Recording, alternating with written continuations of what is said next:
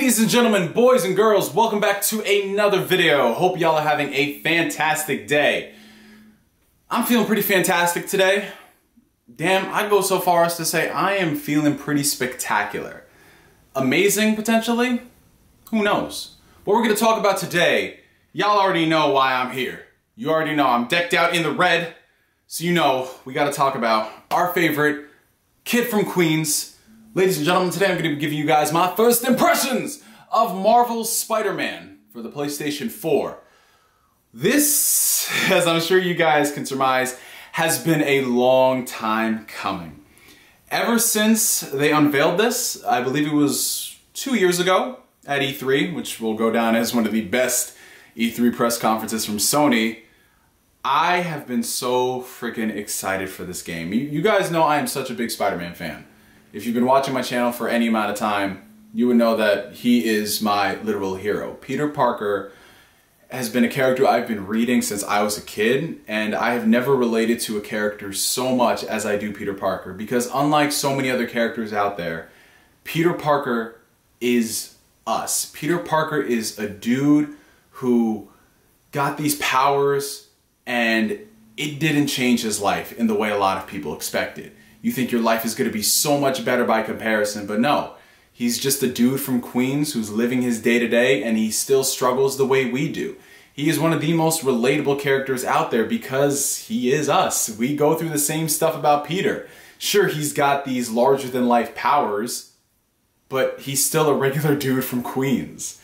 And all of the stories throughout the past close to 60 years have really made me have such an intense connection for this character that I'm not really going to get into right now, because we'd be here for days listing off like my favorite Spider-Man stories and why I relate to this one on panel 3 of page 62 or whatever. But we've finally gotten a Spider-Man game worthy of his name.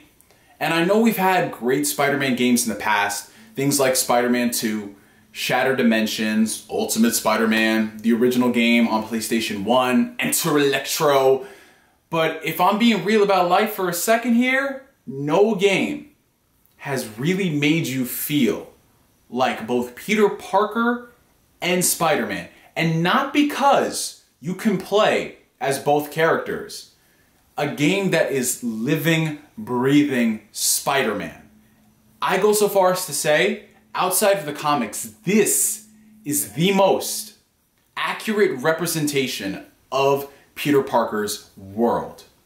In so many ways, they've literally brought to life his day-to-day routines, his struggles, his interactions with various characters. It's not just Peter Parker going around and kicking ass. Yeah! There's so much that went into this game, so much tender love and care, that every single time I boot this game up on my PS4, I find new reasons to like it. Insomniac Games needs to take a fucking bow, because when they worked on this, they could have done the usual licensed game approach. Oh, well, we have this character, so let's make sure that he swings webs and beats up enemies, and we'll make it really formulaic. No. They made sure that they were leaving their mark on the Spider-Man lore. And when I say this is the best piece of Spider-Man outside of the comics, I don't say that lightly, because we can always say when the new flavor of the month Spider-Man things comes out, whether it's a movie or an animated series or a game, that yeah, this is the closest thing we have to Spider-Man outside the comics. No, this literally is. And until something else comes out, maybe a sequel to this developed by Insomniac, I don't think we're ever going to get something on this level from any superhero franchise. So let's talk about the game for a second.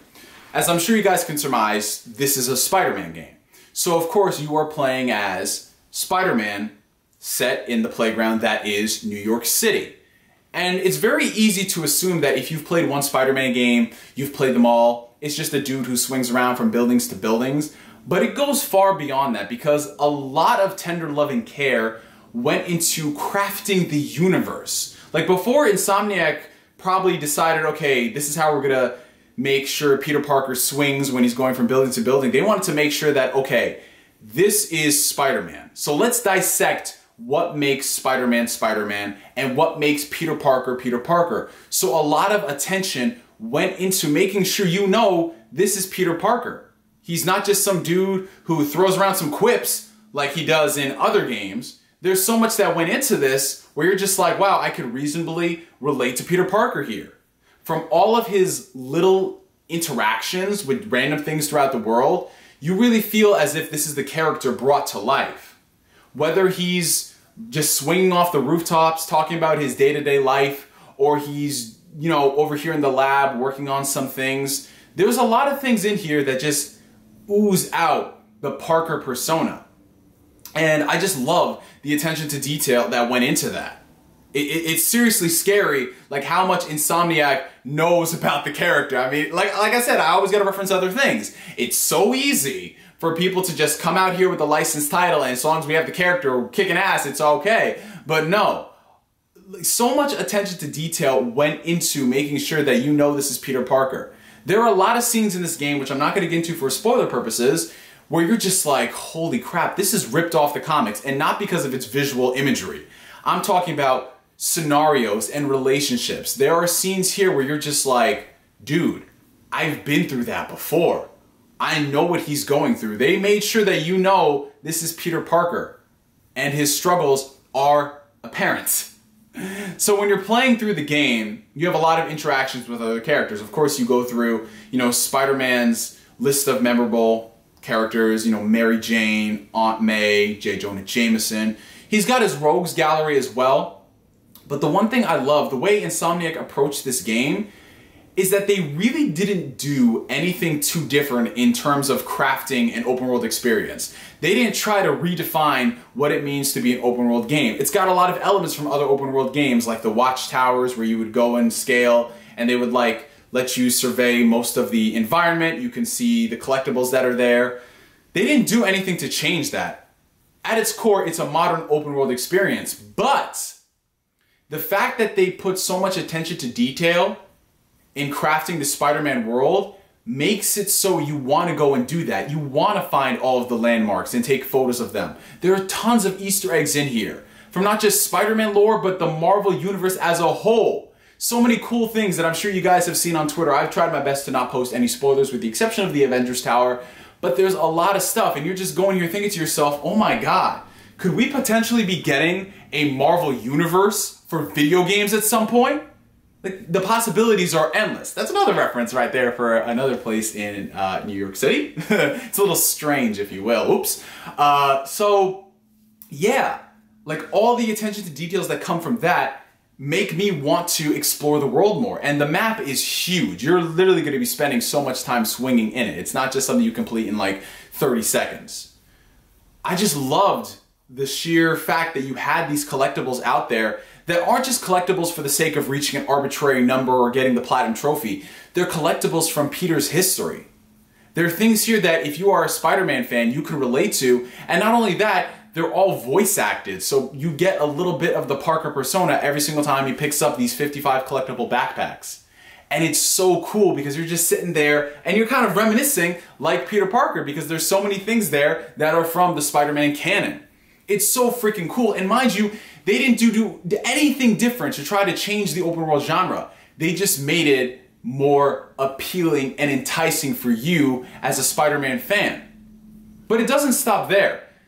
Insomniac they just really know the way to have a game flow, if you will. While so many games spend hours upon hours trying to hold your hand throughout the course of the experience, Insomniac really doesn't do that. I mean, they have like the situations where you're going to be unlocking new gadgets and oh, this is how you take down this assortment of enemies.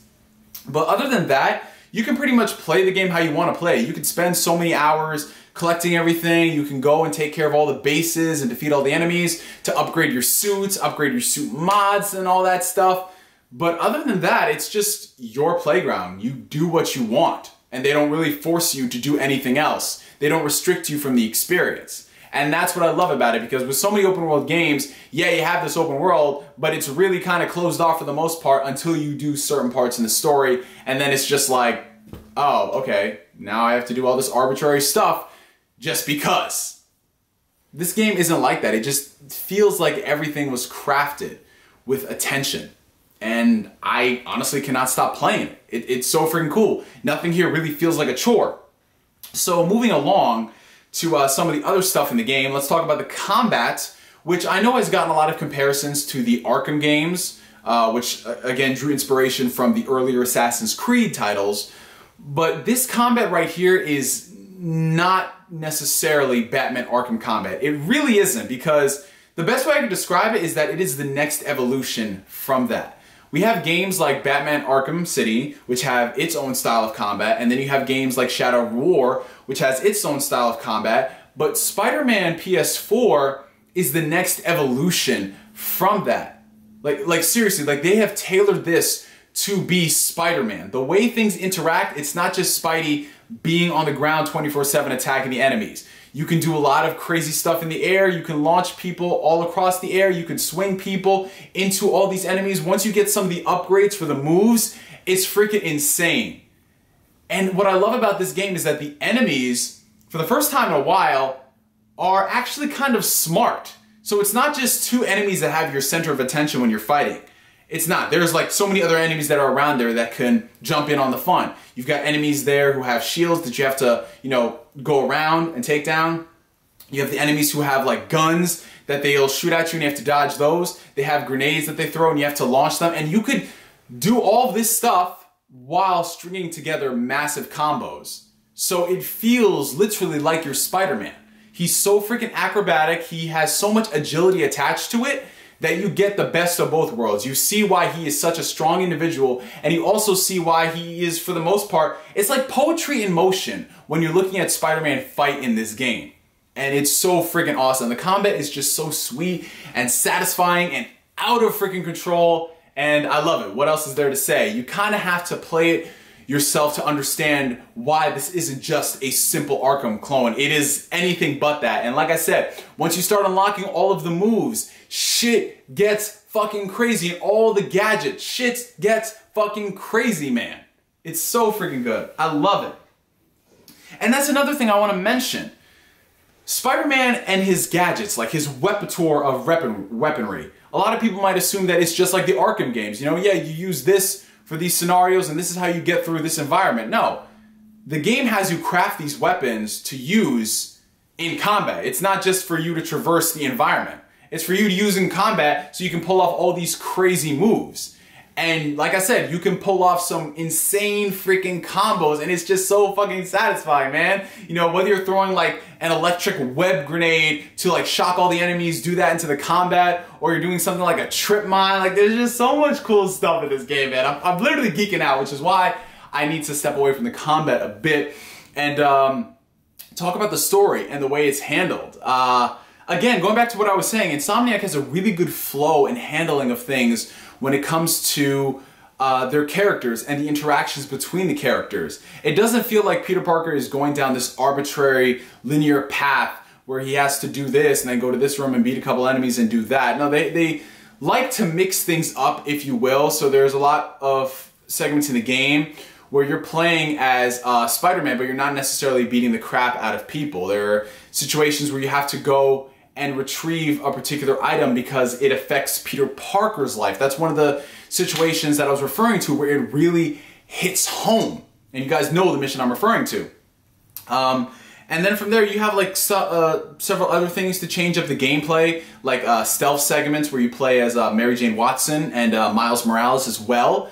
Those I wasn't really too much of a fan of, considering I don't like when stealth is shoehorned into games. So I would say those are probably the weakest parts of the game, but they're not something that is really, how can I say, they don't detract from the overall experience because it's not shoehorned in. It's literally only every couple of hours, if you will, and that's basically it. It's just meant to move the story forward as opposed to you just watching cutscenes. So those I could have done without, but the fact that they're in the game, I'm just like, whatever, you know?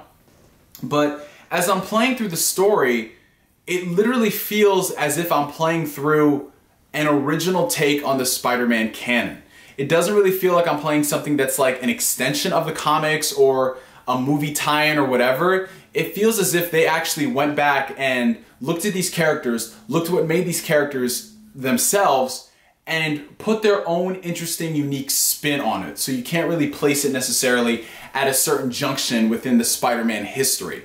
But speaking of things that I really do like that they did, I love that they went forward with an adult Peter Parker. I seriously did. That's something that is severely lacking outside of the Spider-Man comics, and even in the comics, if you will, they don't like the idea of an adult Peter Parker. We have not gotten a mature adult Peter Parker dealing with his adult things, doing adult stuff in such a long time. People like to keep him perpetually 15, 16, and while I like the idea of him being in high school and doing high school things and how it affects a kid, let's be real about life for a second. Spider-Man stories didn't start getting relevant until he was in college onwards. Like all the stories that people were talking about happened when Peter was an adult. The high school was just a fraction of his existence. It was only when we got into the Ultimate Spider-Man run where people were like, oh my god, I love Peter Parker in high school. And then when we got into the Marvel movies, it's like, oh my god, I love Peter in high school for multiple movies. And I'm just sitting here like, give me older Spidey, please. Older, mature, experienced, been on the job for 8 years Spidey, you know? But that's another topic for another day. But other than that, you know, I really can't get into so much with the story, so I'll save that for the final review. I'm loving this game. All the attention to detail that's gone into it, from like web slinging everywhere being so freaking satisfying. Like, oh, fuck, web swinging, so fucking good. So fucking good. Everything in this game is just pure bliss. This is the reason why I play video games. And you guys know me. When I'm playing games, it has to be a really good game to hook me, where I'm doing 8-hour sessions. I have not done an 8-hour session for a video game unless it was something like Call of Duty Zombies. But games like Spider-Man and games like Yakuza, those type of games hook me. And I just love that this game ended up the way that it did. There's just so much in here that is just a joyful experience for Spider-Man fans. And to be honest, I want to end the video right now so I can go back and play more of it. Anyways, from me to you for now, my name is NGS signing out. And like always, I will catch you guys later. Peace.